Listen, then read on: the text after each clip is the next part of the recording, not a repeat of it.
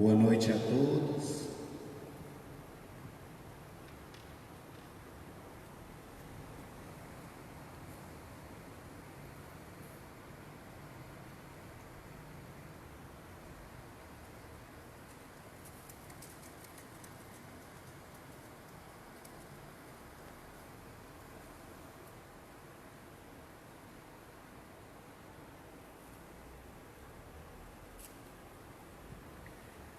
Boa noite a todos. Nós vamos dar início à última noite de estudo desta semana de estudo sobre Maria na Sagrada Escritura, no que diz respeito ao Novo Testamento.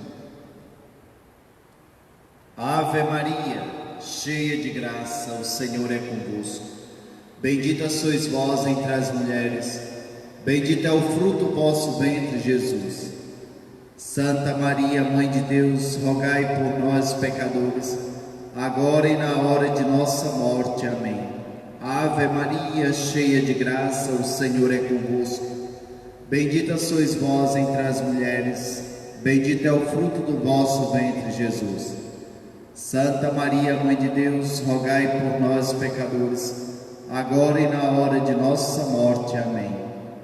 Ave Maria, cheia de graça, o Senhor é convosco. Bendita sois vós entre as mulheres, bendito é o fruto do vosso ventre, Jesus. Santa Maria, Mãe de Deus, rogai por nós, pecadores, agora e na hora de nossa morte. Amém. Glória ao Pai, ao Filho e ao Espírito Santo, como era no princípio, agora e sempre. Amém. Muito bem, a todos os que nos acompanham pelas redes sociais, tivemos a oportunidade de nesta semana, desde segunda-feira, fazermos um estudo, mesmo que rápido, sobre a figura de Maria na Escritura do Novo Testamento. Evangelho de Mateus, Marcos, Lucas, João, e hoje nós concluiremos com 3 passagens bíblicas no Novo Testamento que falam sobre Maria. Tome a sua Bíblia em mãos e vamos acompanhar os textos que depois eu vou comentar. Primeiro é Atos dos Apóstolos, capítulo 1, versículos do 12 ao 14. Então vamos lá. Atos dos Apóstolos, capítulo 1, os versículos do 12 ao 14. Todo mundo?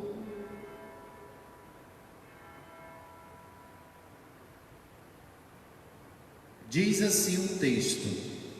A minha tradução é da Bíblia de Jerusalém. Talvez em casa você tenha a Bíblia Pastoral ou a Bíblia Ave Maria, que talvez seja mais popular. Mas a minha tradução é da Bíblia de Jerusalém, mas não faz o problema. O texto é o mesmo, o sentido é o mesmo. Muda a tradução, mas ali a mensagem é a mesma. Capítulo 1, Atos dos Apóstolos, versículos do 12 ao 14. Então, do Monte das Oliveiras, voltaram a Jerusalém. A distância é pequena, a de uma caminhada de sábado. Tendo entrado na cidade, subiram à sala de cima, onde costumavam ficar. Eram Pedro e João, Tiago e André, Filipe e Tomé, Bartolomeu e Mateus, Tiago, filho de Alfeu, e Simão Zelota, e Judas, filho de Tiago. Todos estes eram unânimes, perseveravam na oração, com algumas mulheres, entre as quais Maria, a mãe de Jesus, e com os seus irmãos.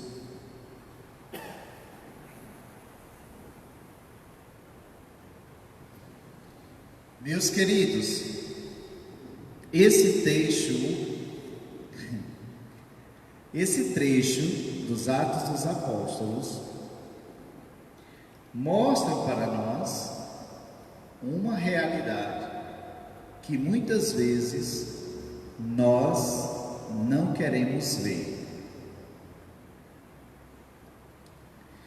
Me faça explicar.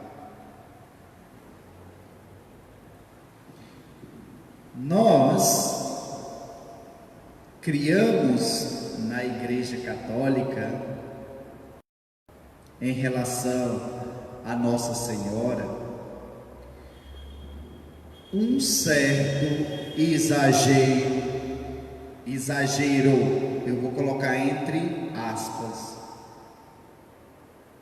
Por quê? Eu falo de exagero com relação à devoção à Virgem Maria, exatamente pelo fato de que muitas vezes na igreja nós colocamos Maria no lugar onde ela nunca quis estar, porque na verdade ela reconheceu qual era o seu lugar e qual era a sua missão na igreja. Ontem, quando eu falava de Maria no Evangelho de São João, eu dizia que aos pés da cruz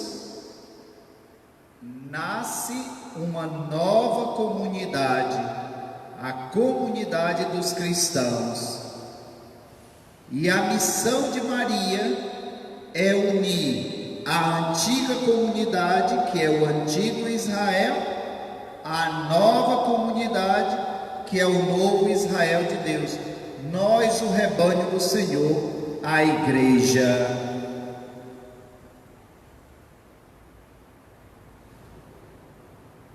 Pois justamente nesse trecho dos Atos dos Apóstolos, capítulo 1, versículos do 12 ao 14, pergunto a vocês: onde se encontra Maria? Onde ela está? Como é que ela se reconhece?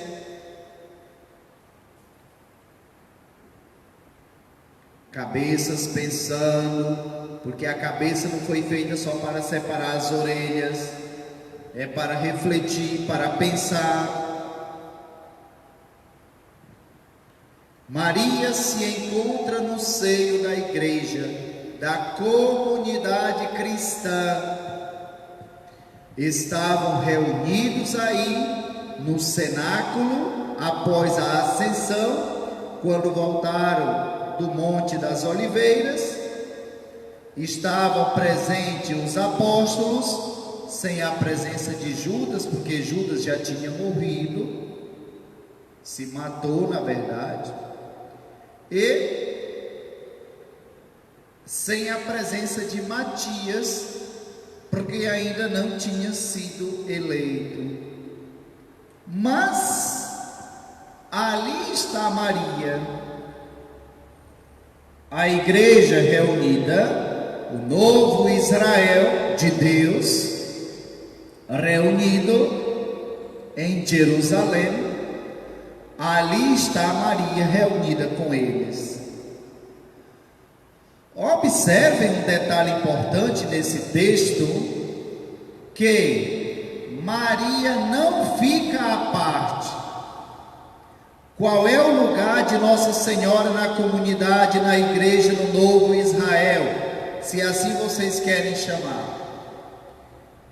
É no meio do povo, é no meio da comunidade.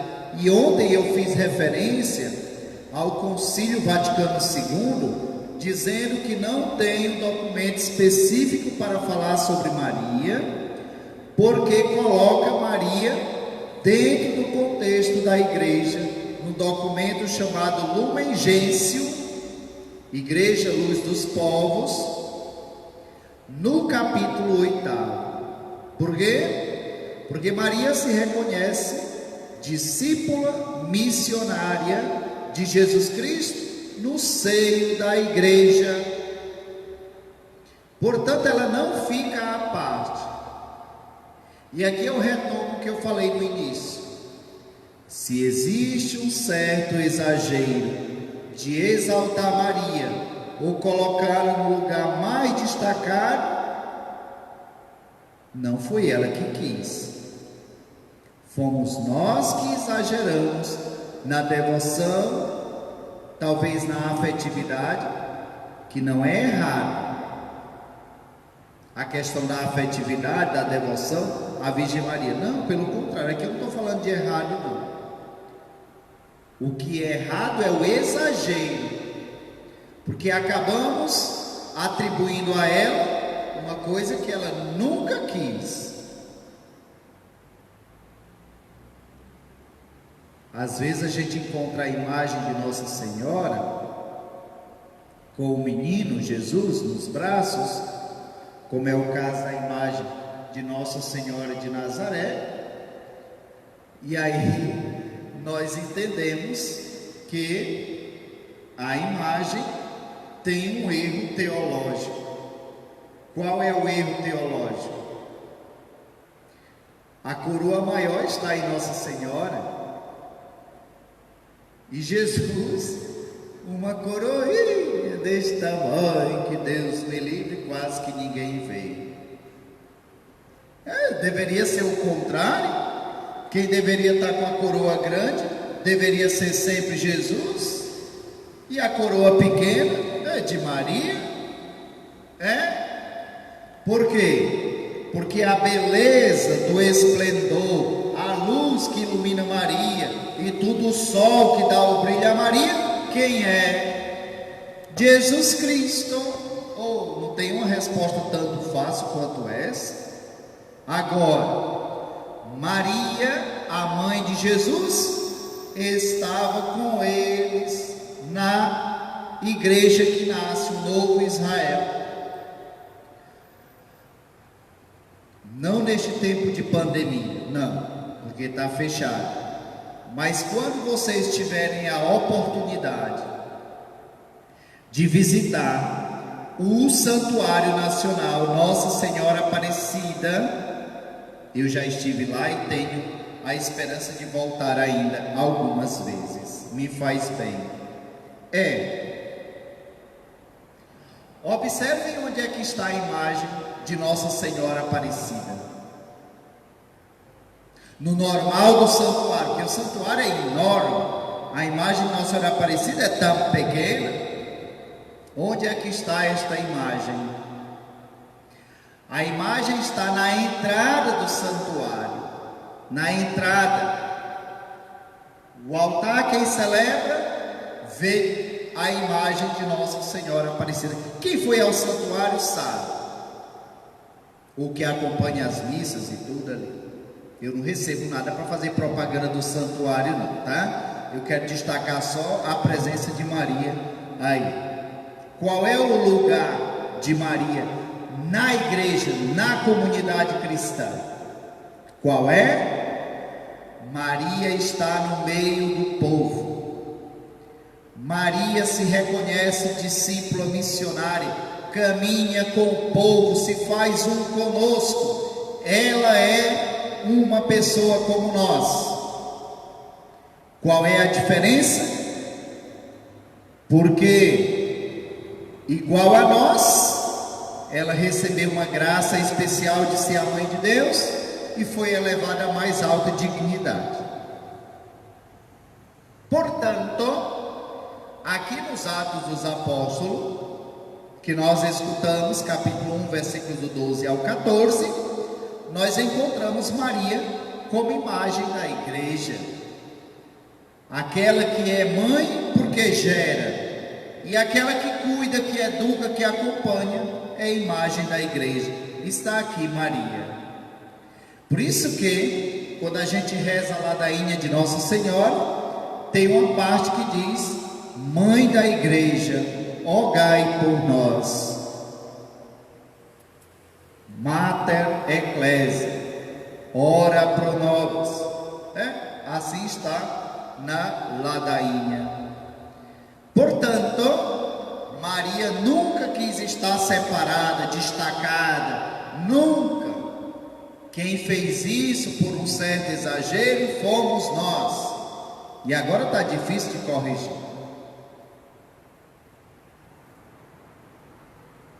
E aí eu digo: exaltar Maria, seguir os seus passos como verdadeiro devoto, imitar suas virtudes, não é errado. Nós não estamos falando aqui de certo ou errado, mas para dizer, o importante é tentar viver como ela vive, verdadeiramente cheia de Deus, cheia do Espírito Santo. Me faça compreender, por favor. Meu filho, quantas pessoas tem acompanhando aí? Se alguém quiser mandar as perguntas, mande.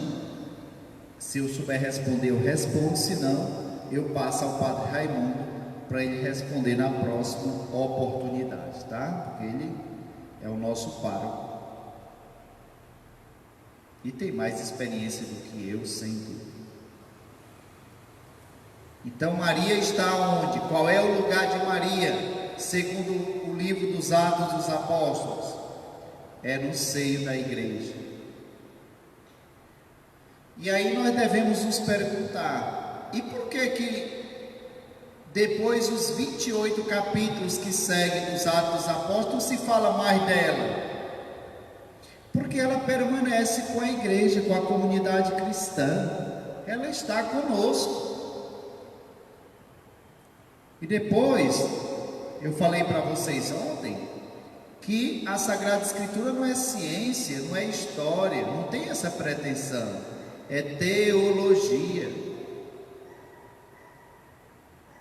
Mas Maria está presente, mesmo que não fale sobre ele.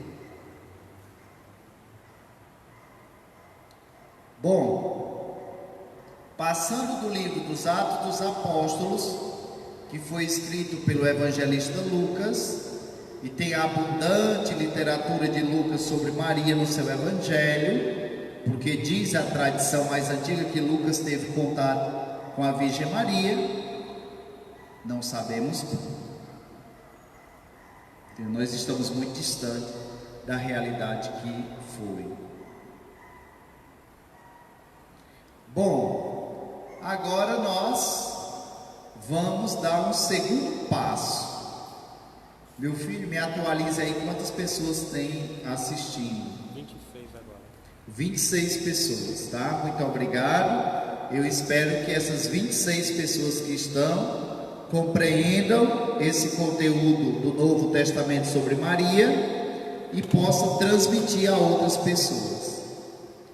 Não se escandalizem com esse estudo, certas verdades que a gente precisa falar. Dúvidas, mande as suas perguntas e depois o meu auxiliar me ajuda aqui, dizendo para que eu possa responder, se esse for o caso. Chegou aqui o nosso querido Padre Lucas, que é o nosso telespectador fiel. Espero que hoje ele não durma, porque ontem ele dormiu. Talvez o palestrante não era tão bom. Vamos lá, continuando o nosso estudo. Qual é o lugar de Maria na igreja, segundo os Atos dos Apóstolos? No seio da comunidade cristã, como discípula missionária, animando, rezando, compartilhando, nananã. Quando se visita o Santuário Nacional, onde é que está a imagem de Nossa Senhora Aparecida? Na entrada do santuário, porque Maria se faz uma com o povo, é levada a mais alta dignidade, porque é mãe de Deus, mas continua igual a nós, no caminho do discipulado de Jesus Cristo. Portanto, o exagero de destacar Maria, não foi ela que quis, somos nós. E às vezes é um exagero. Segundo passo, vamos agora tratar sobre o tema de Maria nas cartas de São Paulo, Novo Testamento. Eu vou dizer uma coisa para vocês, não se escandalizem, mas vocês já sabem. Nas cartas de Paulo, Padre Lucas, esteja atento, só se trata de Maria uma vez, e basta, nada mais. Uma vez somente se faz referência a Maria. Vamos agora descobrir por que acontece isso. Vocês já tinham percebido? Se já, deixe o seu comentário dizendo, eu já sabia. E diga qual é o livro que está, antes que eu diga. Paulo só faz referência à Virgem Maria uma vez única nas suas cartas. Só.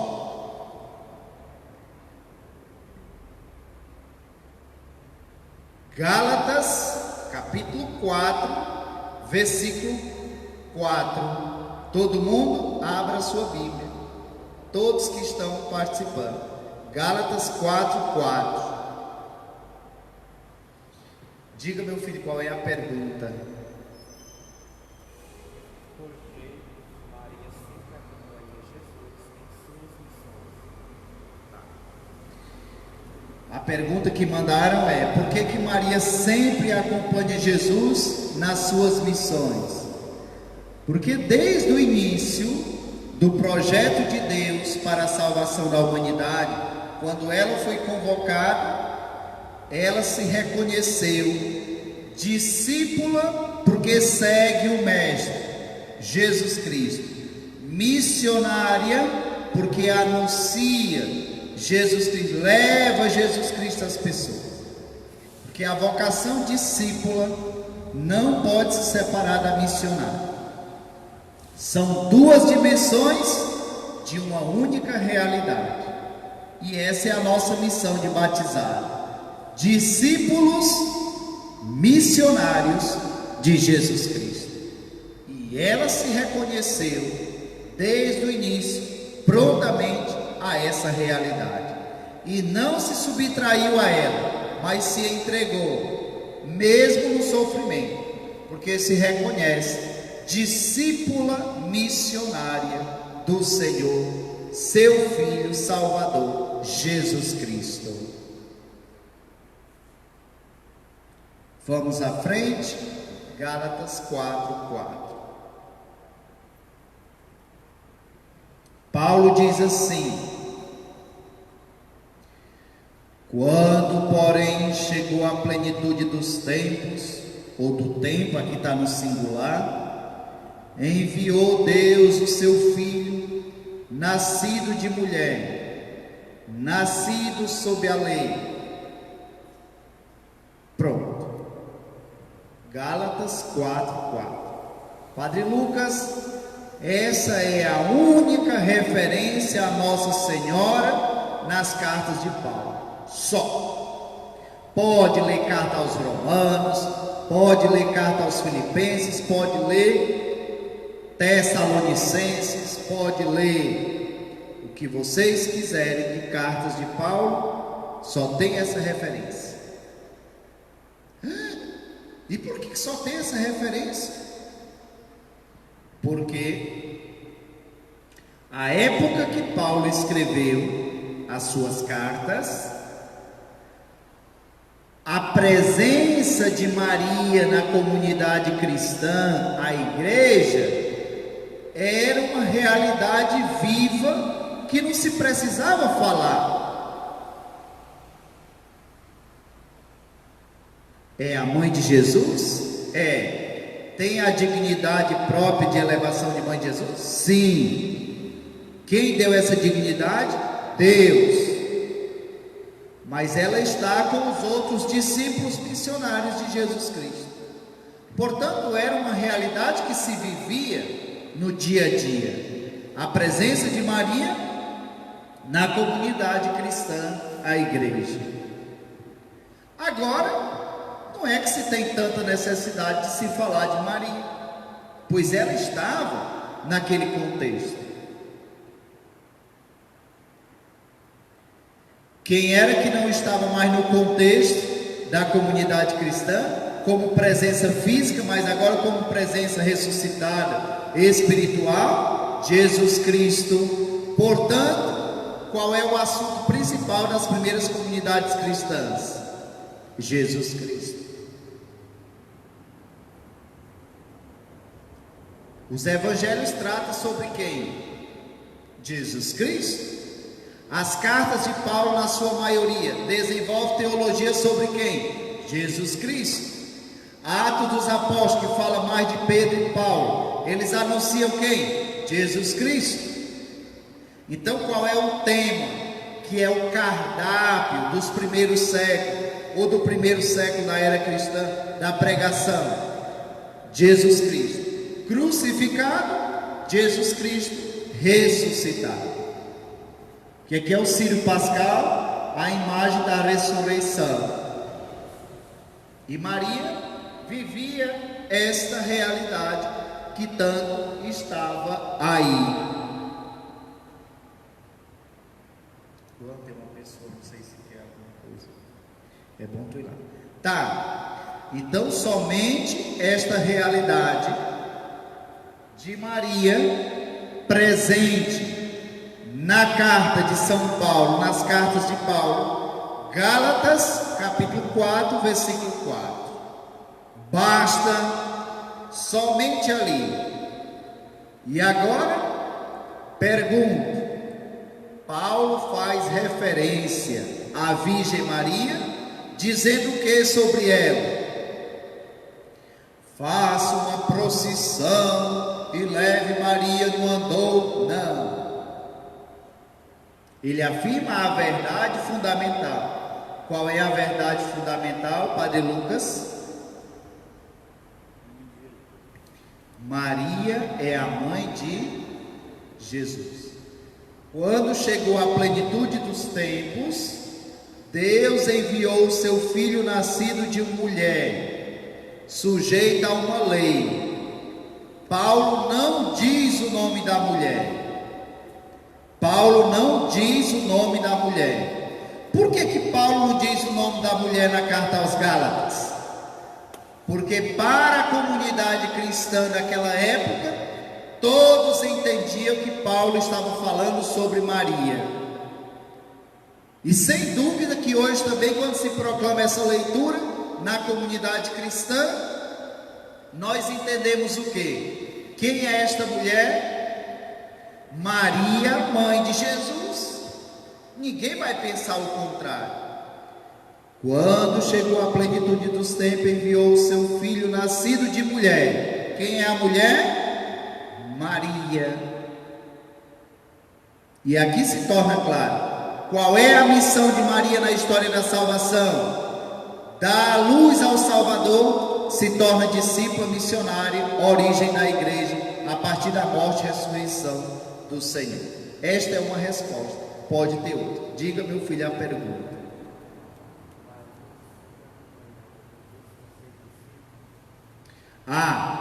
Pergunta: Maria sempre acompanhava Jesus com os seus discípulos? Bom, se tem pelo Evangelho de Marcos ou os outros evangelhos uma certa ideia de que depois que Jesus começou a vida pública, depois de ser batizado no Rio Jordão, tanto assim, parece-nos, não fica claro, que Maria o seguia em determinados lugares, não eram em todos, em determinados, tá?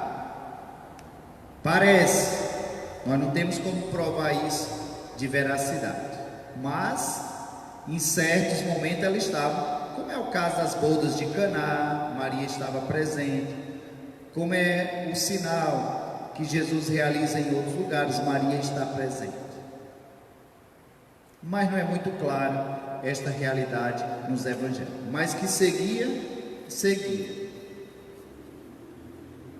Bom, vamos dar mais um passo. Hoje nós vamos terminar mais cedo.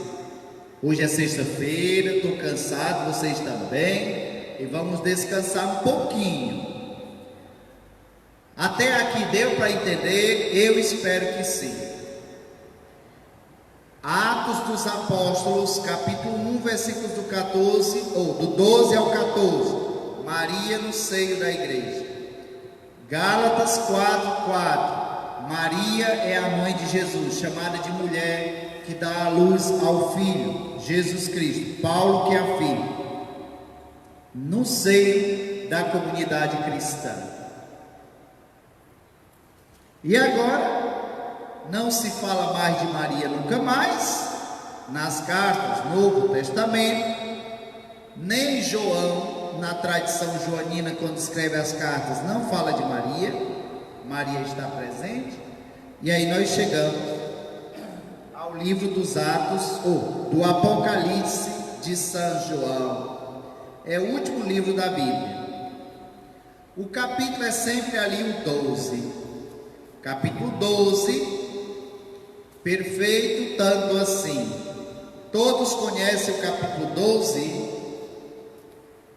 deveria saber decorar desse capítulo. Padre Lucas, esteja atento. O senhor sabe esse capítulo 12 decorado do Apocalipse de São João? O senhor sabe um pouquinho? Beleza, Padre Lucas sabe decorado. Então todo bom cristão deveria saber esse capítulo decorado.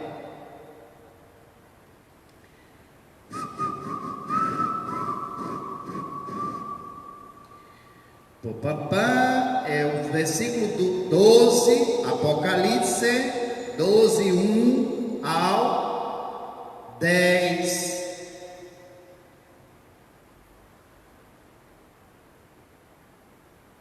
Não, de 1 ao 9. Vamos lá? Um sinal grandioso apareceu no céu. Uma mulher vestida como o sol, tendo a lua debaixo dos pés e sobre a cabeça uma coroa de 12 estrelas. Estava grávida e gritava entre as dores de parto, atormentada para dar à luz. Apareceu então outro sinal no céu. Um grande dragão cor de fogo, com 7 cabeças e 10 chifres. E sobre as cabeças 7 diademas. Sua cauda varria 1/3 parte das estrelas do céu, lançando-as para a terra. O dragão postou-se diante da mulher que estava para dar à luz, a fim de lhe devorar o filho, tão logo nascesse. Ela deu à luz um filho, um varão, que regerá todas as nações com cetro de ferro. Seu filho, porém, foi arrebatado para junto de Deus o seu trono, e a mulher fugiu para o deserto, onde Deus lhe havia preparado lugar em que fosse alimentada por 1260 dias. Houve então a batalha no céu. Miguel e seus anjos guerrearam contra o dragão. O dragão batalhou juntamente com seus anjos, mas foi derrotado e não se encontrou mais um lugar para ele no céu. Foi expulso o grande dragão, a antiga serpente, o chamado Diabo ou Satanás, sedutor de toda a terra habitada. Foi expulso para a terra, e seus anjos foram expulsos com ele. Esse é o trecho do Apocalipse de São João. Meus queridos, aqui está a imagem desenhada a partir da figura desta mulher, a imagem da igreja, numa teologia desenvolvida pela escola de São João, chamada Escola Joanina, que fala sobre a igreja nascente, as primeiras comunidades cristãs, que estavam sofrendo com a perseguição dos imperadores. E aqui nós vemos duas forças que estão em luta: a força de Deus e a força do mal. Força de Deus representada por uma mulher que está grávida, força do mal representada pelo dragão. E os dois travam uma luta. Qual é essa luta? É a luta da igreja ao longo dos séculos para se manter fiel a Jesus Cristo. Por que essa mulher é a imagem da igreja? Porque essa mulher está grávida. E a igreja deve sempre estar grávida de Jesus Cristo, para fazer oferecer Jesus Cristo às pessoas. Porque a missão faz parte da natureza da igreja. A igreja, por natureza, é missionária. E qual é a primeira missionariedade da igreja? Oferecer Jesus Cristo às pessoas. E assim está. E Maria está grávida, a mulher está grávida, imagem da igreja, que gera os filhos pelo batismo, educa esses filhos na fé e os encaminha para a eternidade, ajudando com que vençam as lutas do mal no dia a dia. E claro que esse dragão se apresenta na história de muitas formas, que muitas vezes vem para manchar a imagem da igreja, mas a missão da igreja continua, porque Deus sempre intervém na história, e a missão de salvar continua, porque a presença de Cristo é real na sua igreja, é real na nossa vida. Mais uma pergunta?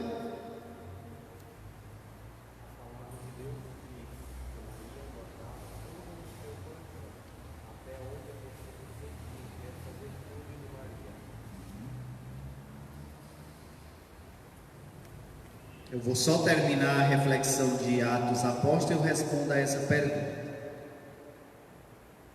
Quem foi que fez a pergunta? Será que tem o nome da pessoa aí? Foi só para eu registrar. Eu não sei quem é que faz a pergunta. Eusânia Castro. Certo, pelo YouTube. Eusânia, será minha conterrânea? Pode ser que seja, porque eu só conheço ela aqui na paróquia. Esposa de Armando.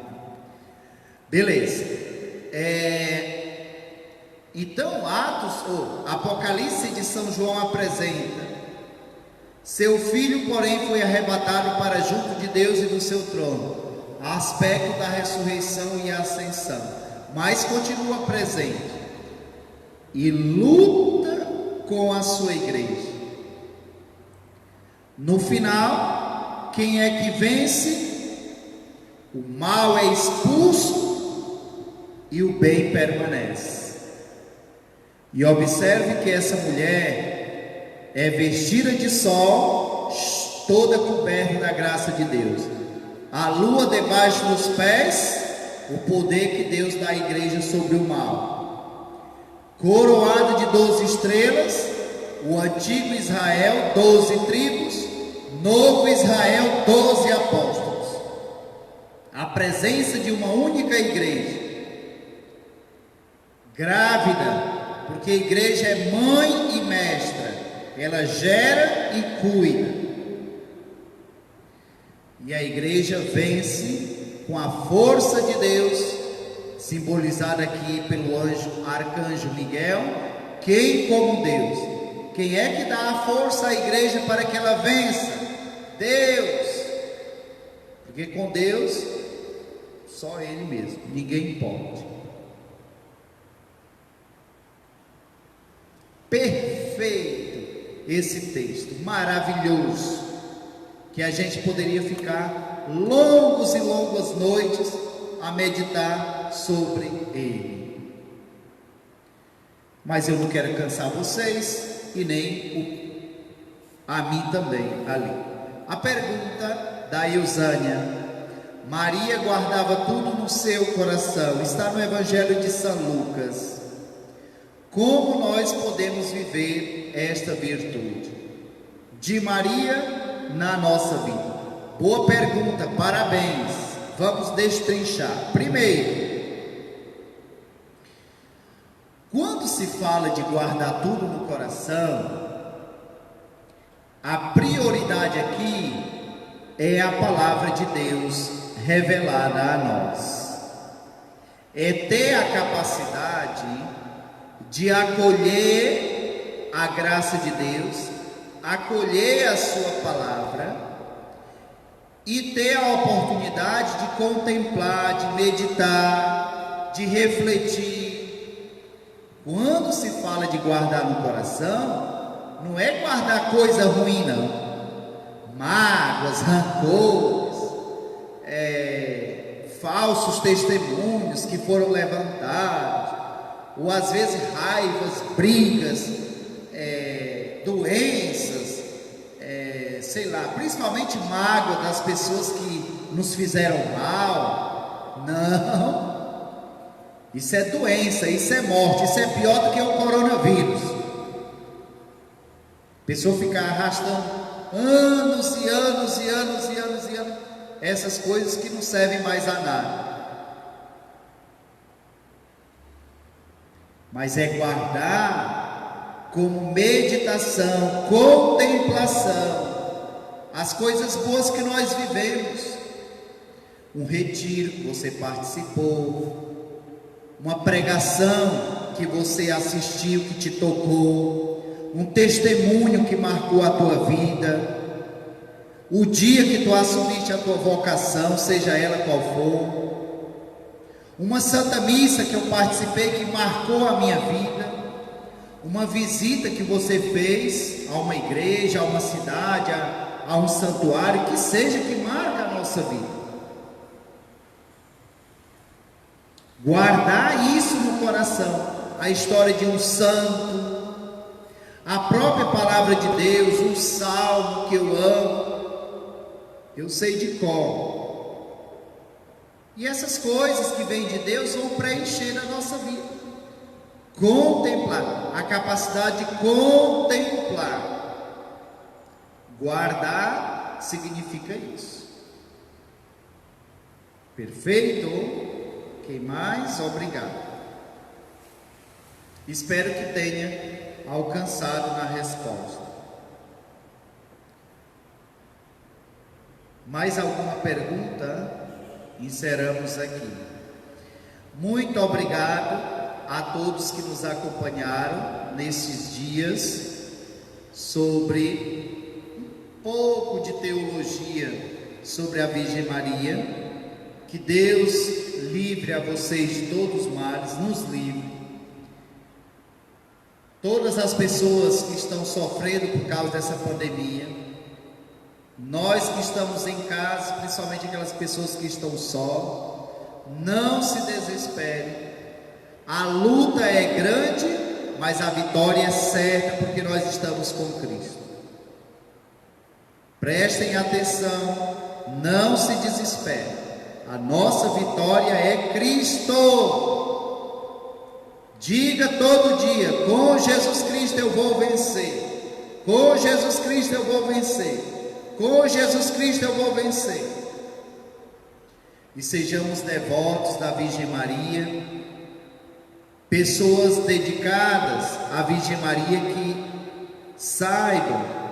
saibamos colocar em prática as suas virtudes, e que ela nos ajude, mesmo que nós sejamos fracos.